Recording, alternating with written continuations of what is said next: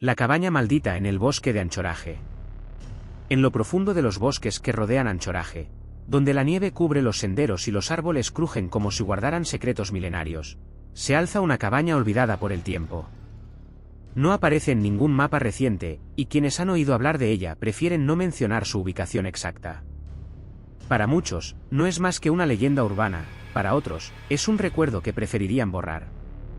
La historia comienza en 1998, cuando tres cazadores locales, Michael, Travis y Aaron, decidieron adentrarse en los bosques helados para una expedición de varios días. Habían escuchado rumores de una cabaña abandonada donde podrían refugiarse en caso de tormenta, y el solo hecho de encontrarla se convirtió en parte de la aventura. El primer día transcurrió sin problemas. El grupo siguió las huellas de alces, bromeó alrededor de la fogata y bebió whisky barato para entrar en calor. Pero al caer la noche, una ventisca comenzó a golpear con fuerza. La temperatura descendió rápidamente, y en cuestión de minutos, el frío se volvió insoportable. Fue entonces cuando Travis divisó, entre los árboles, una silueta oscura, la cabaña. La construcción era vieja, hecha de troncos ennegrecidos por el tiempo. La puerta estaba medio abierta y se balanceaba con el viento, produciendo un chirrido metálico que parecía un lamento. Dentro, todo estaba cubierto de polvo y telarañas, pero lo extraño era que había muebles en buen estado. Una mesa, 3 sillas, un viejo armario y una cama rota. Era como si alguien hubiera vivido allí hasta hace poco, y hubiera desaparecido sin dejar rastro. Los cazadores, agradecidos de haber encontrado refugio, encendieron una fogata en la chimenea y se acomodaron. El calor era débil, pero suficiente. El problema comenzó cuando Michael, el más joven, señaló un detalle perturbador. En la mesa había marcas profundas, como arañazos hechos con uñas o cuchillos. Parecían formar símbolos torcidos, imposibles de identificar.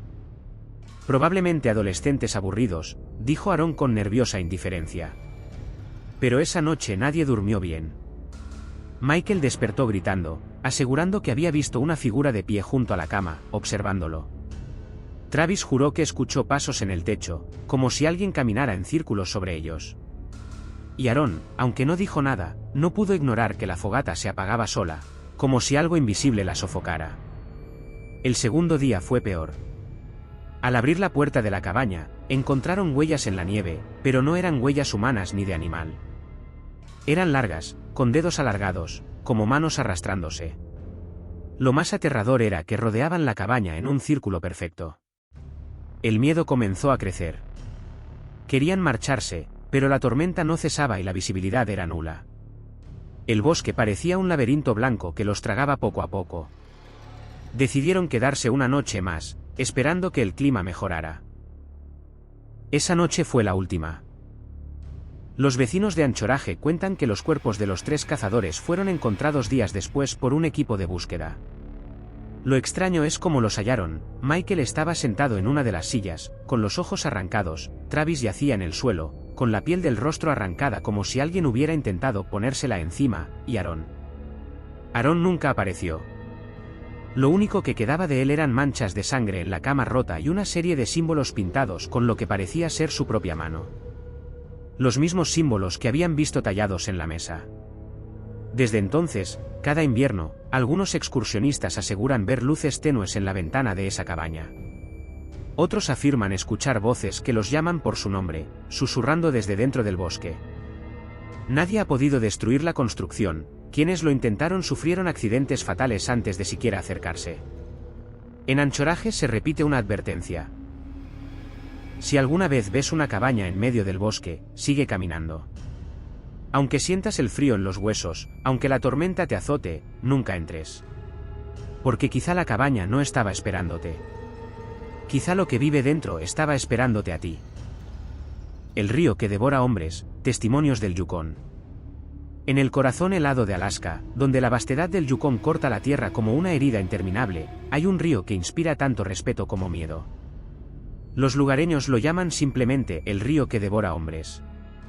Y aunque los mapas oficiales solo lo marcan como un afluente más del Yukon, los viejos de la región insisten en que no es un río común, es un ser vivo, un monstruo antiguo que se alimenta de quienes osan desafiarlo. La primera desaparición documentada ocurrió en 1964, cuando 2 pescadores de la aldea de Tanana salieron en una canoa y nunca regresaron. Días después, sus cuerpos aparecieron río abajo, pero no se parecían a nada que los rescatistas hubieran visto antes. La piel estaba desgarrada en tiras largas, los ojos completamente blancos, como si hubieran hervido dentro de sus cráneos. Los médicos no pudieron dar una explicación. El informe oficial dijo hipotermia, pero en el pueblo nadie lo creyó. Décadas más tarde, las historias continuaban. Los pescadores contaban que a veces, en las noches más silenciosas, escuchaban gritos bajo el agua. No en la superficie, sino desde el fondo mismo del río, como si alguien estuviera atrapado allí abajo. Algunos juraban ver rostros humanos flotando entre las corrientes, pálidos, deformes, con la boca abierta en un grito eterno. En 1987, un hombre llamado David Cooper, un minero retirado de Fairbanks, decidió investigar por su cuenta. Grabó testimonios de habitantes locales, convencido de que el río escondía algo más que leyendas. Uno de los relatos más perturbadores fue el de una anciana Yupik llamada Anira. Ella dijo que en su juventud había visto cómo su primo fue arrastrado por el río mientras recogían agua. No cayó, dijo con voz temblorosa. Algo lo tomó de las piernas y lo jaló hacia abajo. Vi sus manos desesperadas rompiendo la superficie. Y luego, silencio. David desapareció pocos meses después. Su camioneta fue encontrada estacionada cerca de la orilla, con su cámara dentro. La última grabación mostraba una imagen nocturna del río. Se escuchaban murmullos, pasos sobre la grava, y de repente, un sonido gutural, como un rugido acuático. La cámara cayó al suelo y se apagó. El cuerpo de David nunca apareció. En 2005, un equipo de investigadores de fenómenos paranormales viajó desde California para documentar la leyenda. Instalaron micrófonos bajo el agua y cámaras térmicas en las orillas. Lo que registraron fue escalofriante. A medianoche, el audio captó docenas de voces susurrando al unísono en un idioma desconocido. Las imágenes térmicas mostraron siluetas humanas dentro del río, caminando bajo el agua como si respiraran allí. 2 de los investigadores abandonaron el proyecto inmediatamente, jurando no volver jamás. El líder del equipo, sin embargo, se quedó. Y él también desapareció durante una expedición nocturna.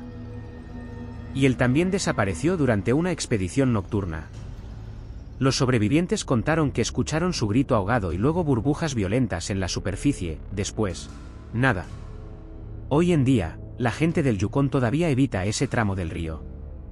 Incluso los pescadores más experimentados se niegan a lanzar sus redes allí. El agua está maldita, dicen. No es un lugar para los vivos. Algunos creen que bajo el cauce existe una grieta inmensa, una caverna subterránea que se extiende hasta el mar de Bering, habitada por criaturas ancestrales. Otros aseguran que es un portal al inframundo, una puerta que se abre con cada luna llena. Pero la versión más aterradora proviene de los ancianos inuit. El río está hambriento. Es un espíritu que recuerda a cada hombre, mujer y niño que alguna vez se ahogó en él. Y cuando tiene hambre, los llama por su nombre, los arrastra y nunca los devuelve. Solo deja el eco de sus gritos bajo el agua. Dicen que si te acercas demasiado en las noches tranquilas, escucharás tu propio nombre susurrado entre las olas. Y si respondes, el río te reclamará. La criatura blanca de Nome.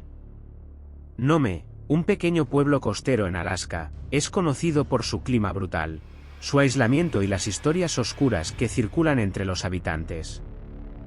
Dicen que en esas tierras, donde el hielo y la oscuridad gobiernan más de medio año, algo blanco, más antiguo que el hombre, ronda entre las montañas y la costa helada. Los primeros relatos datan de principios del siglo XX, cuando los buscadores de oro llegaron a Nome durante la fiebre del oro. Muchos de ellos desaparecieron en expediciones cortas, apenas a unas horas del pueblo. Sus compañeros hablaban de grandes huellas humanas en la nieve, pero con dedos demasiado largos y una pisada demasiado profunda, como si pesara mucho más que cualquier hombre.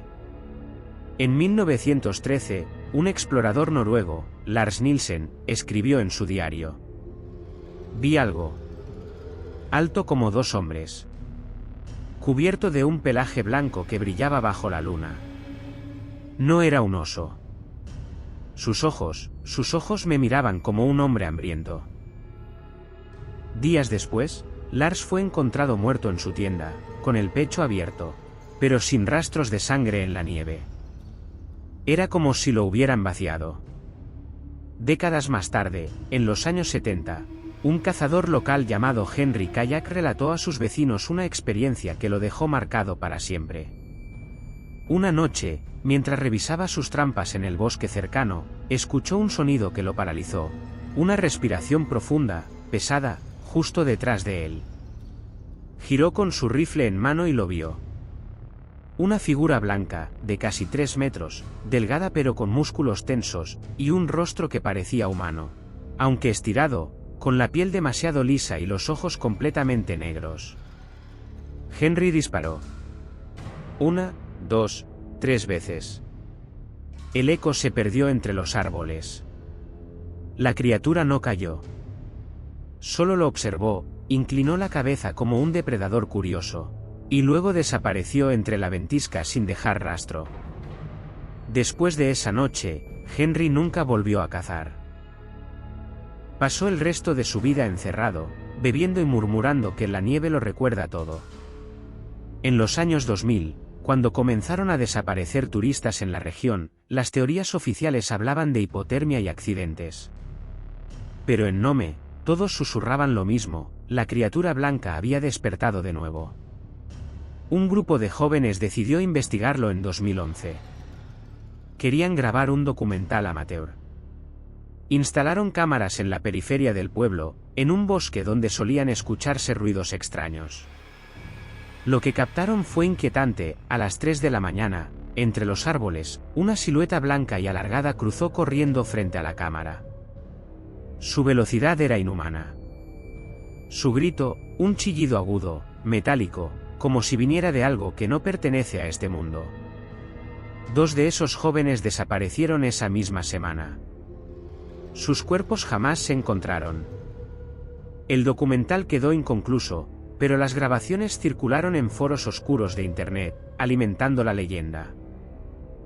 Algunos ancianos inuit cuentan que esa criatura no es un animal ni un espíritu, sino un cazador antiguo, condenado a vagar eternamente entre el hielo. Un ser que aprendió a imitar la forma del hombre, pero que nunca pudo comprender lo que es ser humano. Por eso observa, sigue, acecha. Y cuando ataca, no lo hace por hambre de carne, sino por hambre de algo que no podemos entender.